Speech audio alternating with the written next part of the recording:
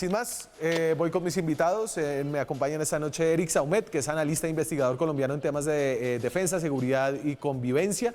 Es corresponsal de Infodefensa, un sitio web que se especializa en este tipo de noticias. ¿Cómo está, Eric? Buenas noches, un saludo y un gusto estar con ustedes. ¿En Carmen de Bolívar, señor? Señor, Carmen de Bolívar. Excelente. Y Carlos Chacón es abogado, hizo un máster en seguridad y defensa y en estudios políticos e internacionales. Es docente universitario y se especializa en los temas de seguridad y defensa. ¿Qué más, Carlos? ¿Cómo está? Hola Daniel, ¿cómo estás? Director académico del Instituto de Ciencia Política. Sí, claro que sí, el Instituto de Ciencia Política Hernán Echavarría Olórzaga. Bueno, a ver, arranco por usted, con ustedes a ver. Obviamente Colombia no se va a ir a guerra mañana con Venezuela, pero estos ejercicios militares, el momento y la motivación de los ejercicios militares que hizo Colombia en distracción, Eric, sí nos hacen pensar que querían mandar algún mensaje y no sé si ese mensaje fue un mensaje de fortaleza o no. A ver, yo no sé si enviar un mensaje. A estas alturas, tanto la FAN, es decir, las Fuerzas Armadas Nacionales Bolivarianas Venezolanas, como las fuerzas militares colombianas están al tanto de los medios y capacidades en el papel de su respectiva hipótesis. Sin embargo, yo creería que más que enviar un mensaje externo, es una especie de mensaje hacia el interior del país de que cuentan con unas fuerzas militares que, si bien no tienen los equipos adecuados y suficientes para sostener un teatro de operaciones convencional, sí tienen la motivación, la preparación suficientes como para enfrentar cualquier amenaza de tipo externo.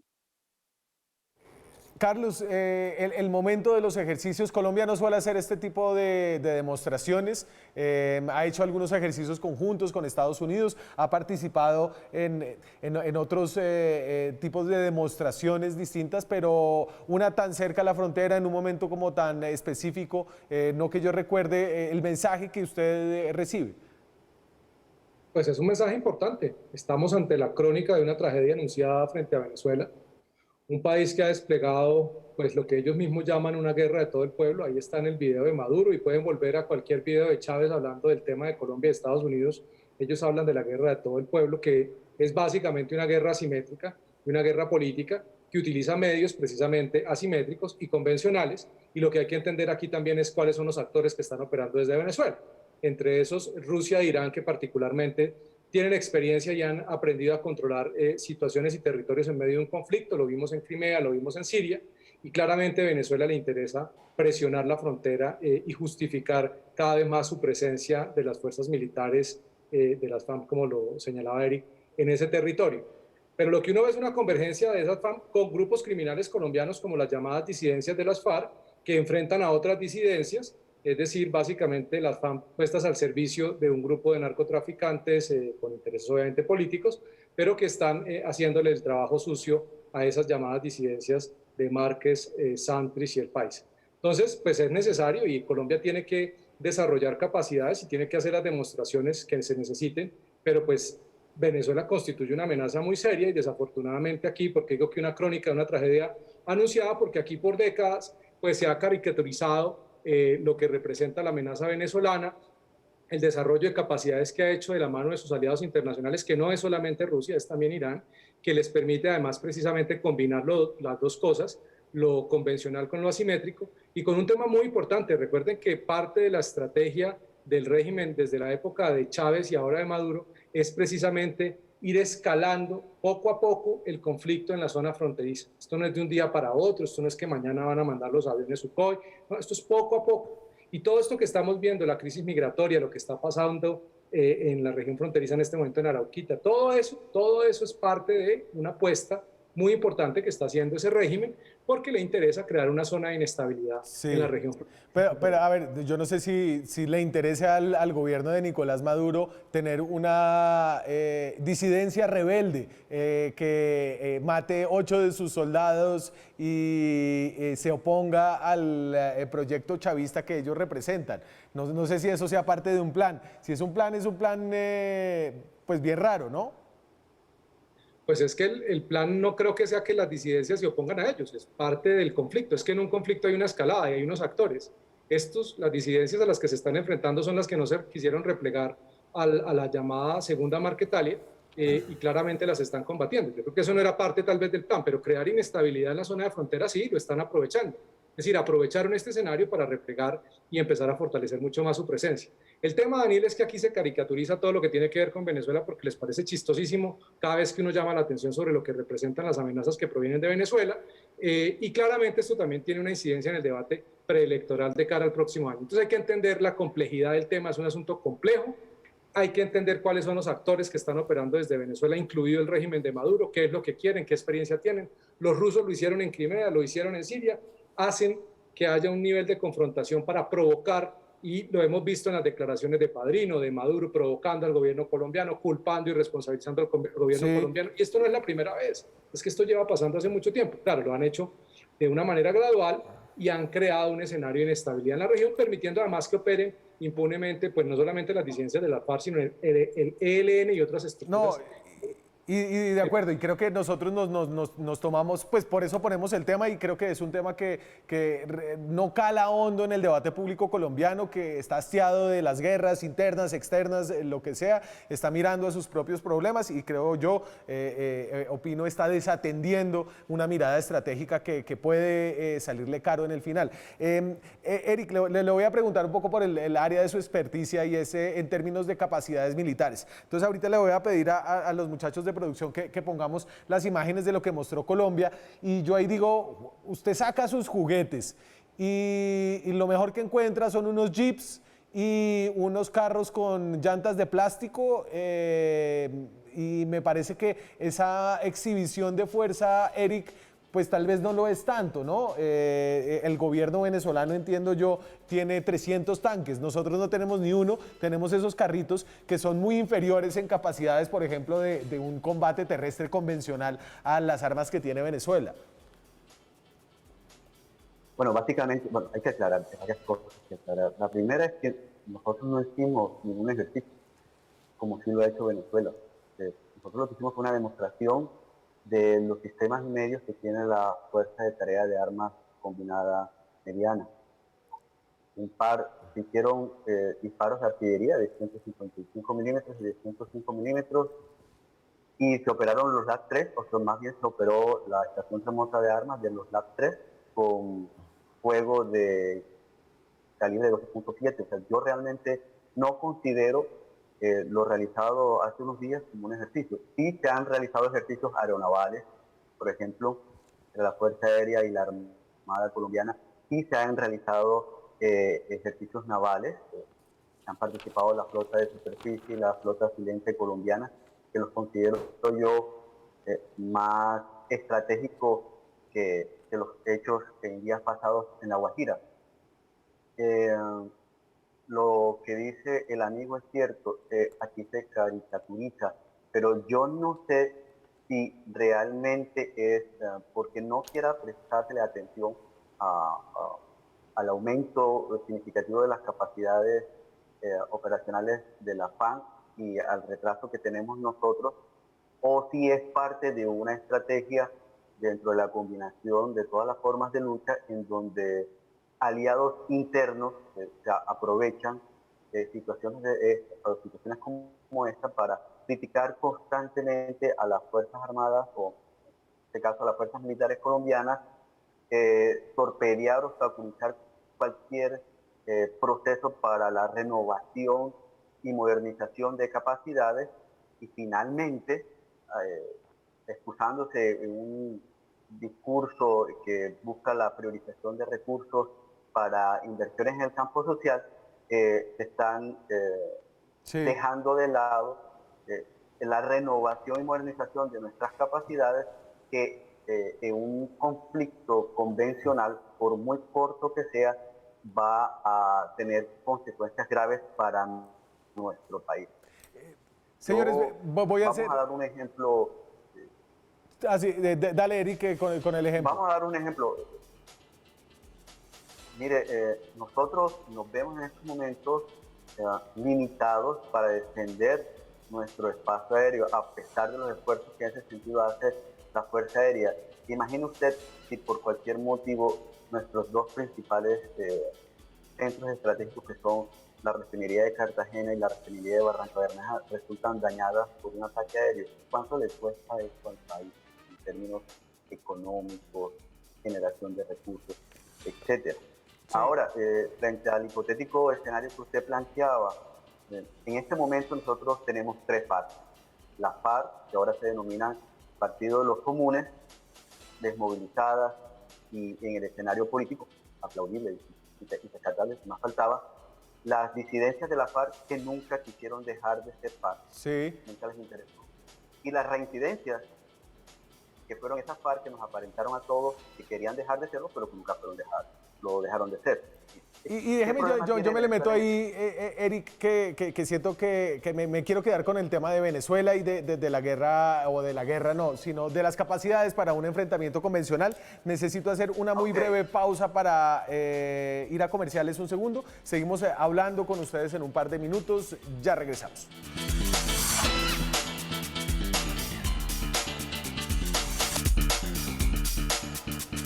Seguimos en Zona Franca, son las 9:23 de la noche. A propósito del ejercicio o la demostración militar de Colombia este fin de semana, a propósito del incidente con un avión ruso que invadió el espacio aéreo colombiano, lo interceptaron los aviones Cafir, ahorita estaba viendo el mapa, ya casi encima de la Sierra Nevada de Santa Marta. Estamos hablando de cuáles son esas capacidades militares que tiene Colombia, las que tiene Venezuela, de cómo se pueden medir. Finalmente, para no llegar a una guerra convencional, deben tener las dos unas fuerzas disuasivas lo suficientemente grandes para que el otro no quiera meterse. En términos de rankings, hay unos rankings militares. Así está Colombia frente a Venezuela. Estos son, por supuesto, unas medidas. Esta se llama de Global Firepower, es una fuente abierta en Internet. Y Colombia está por encima de Venezuela, en el puesto 39 a nivel mundial. Venezuela es el 43. Y esto tiene en cuenta a 140 países y tiene en cuenta las distintas capacidades. Colombia tiene 300.000 personas activas militarmente y son unos soldados muy bien entrenados en relación a los soldados venezolanos, por ejemplo, pero en capacidades, por ejemplo, de ataque terrestre. Colombia no tiene ni un tanque, Venezuela tiene 350 tanques, tiene 485 vehículos armados, Venezuela tiene 1.200 vehículos armados. En términos de capacidades aéreas, Venezuela tiene una capacidad aérea en términos de aviones caza superiores, aviones más nuevos, más numerosos. Colombia tiene creo que 23 Cafires. A propósito de eso estamos hablando con Carlos Chacón, el director del Instituto de Ciencia Política, y con Eric Saumet, que es corresponsal de Infodefensa. Carlos, a usted esas comparaciones de tantos aviones versus tantos aviones, tantos tanques, ¿es por ahí? ¿Eso es importante? Y eso obviamente nos mete un poco en la propuesta de comprar y de renovar la flota aérea colombiana.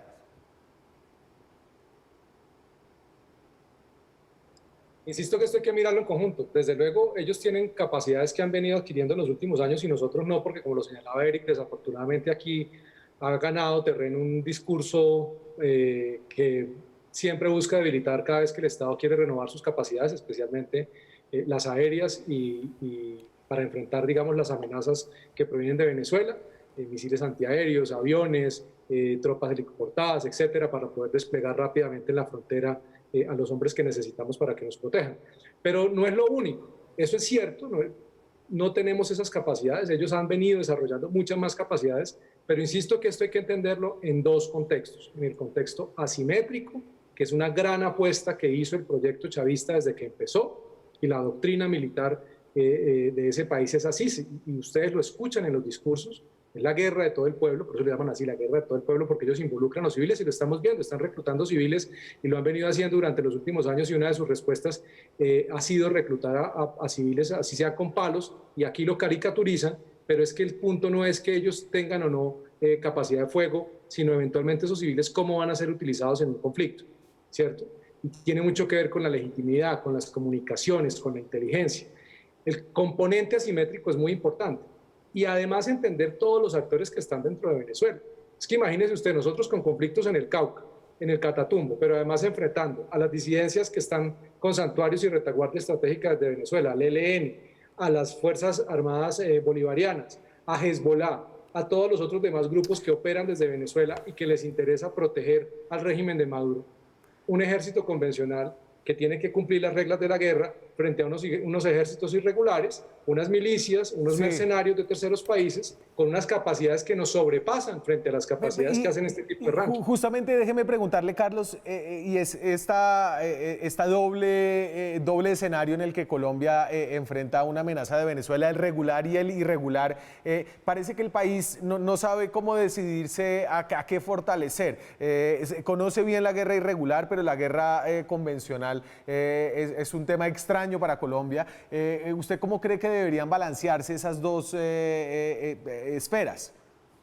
Pues como usted mismo lo dijo, Daniel, para poder disuadir tenemos que tener capacidades creíbles de que somos capaces de disuadir al enemigo. Entonces tenemos que desarrollar esas capacidades, actualizarnos, tener cómo confrontar y disuadir a Venezuela, contener a Venezuela, la amenaza que representa el régimen de Maduro, no el pueblo venezolano, desde luego, ese régimen que ha convertido a Venezuela en un estado criminal, y lógicamente perfeccionar y entender todo lo que implica un teatro de operaciones asimétrico, desde la información, las comunicaciones, la inteligencia, la guerra de guerrillas, etcétera. Eso tiene que estar desarrollado al mismo nivel. Necesitamos tener los dos desarrollos al mismo nivel. Si no lo hacemos, esa convergencia de capacidades que tiene ese país y de actores que operan desde ese país, pues constituyen una seria amenaza para Colombia y para toda la región. Eric, y desde luego... le pasó la bola a Eric, y en ese sentido, ¿usted cree que las capacidades convencionales de Colombia son disuasivas, Eric? Bueno, dos cosas. La primera, que los datos suministrados por el portal están completamente equivocados y no corresponden a la realidad. Lo segundo, nosotros siempre hemos tratado de construir capacidades mínimas disuasivas, pero en este momento no contamos con ellas. Hay varios proyectos. Bueno, en este sentido, hay que aclarar que las fuerzas militares colombianas han sido muy juiciosas en el planeamiento estratégico. Es decir, que han diseñado una serie de proyectos y programas para modernizarse. La Fuerza Aérea con el proyecto de renovación de su flota de cazas, hasta ahora no ha aprobado.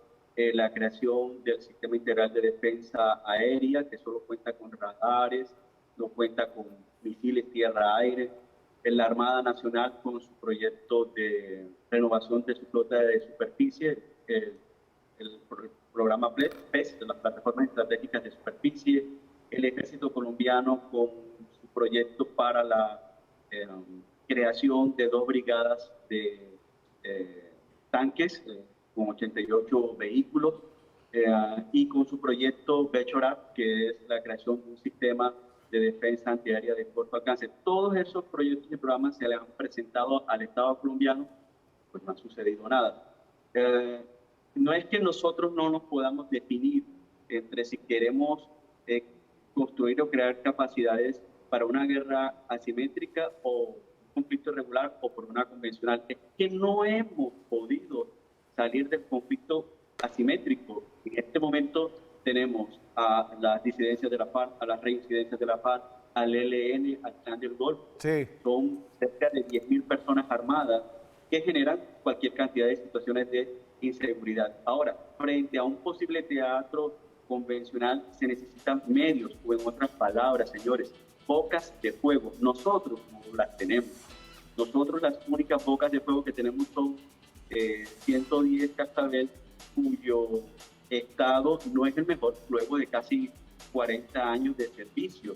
Y así pues, estamos adquiriendo sistemas constantemente, sí, pero para un teatro de operaciones irregular. Ahora, Venezuela sí ha construido capacidades en el papel, vuelvo y reitero, llamativas, envidiables, por decirlo de alguna manera, pero vamos a ver cuál es la experiencia que el teatro de operaciones de fuego real en un teatro de operaciones en juego real cómo se desempeñan las FAN. Y lo sucedido en Apure hace unas semanas, pues dejó en evidencia que no tienen ellos las capacidades ni siquiera para enfrentar a un potencial enemigo en un teatro de operaciones irregular. Entonces, nosotros tenemos aquí experiencia en combate, pero no tenemos los medios idóneos para un teatro de operaciones convencional. Allá sucede lo contrario, tienen los medios idóneos para operar en un teatro de operaciones, valga la redundancia, convencional, pero con unas fuerzas armadas muy politizadas, no tienen la experiencia operacional. Señor, eso básicamente.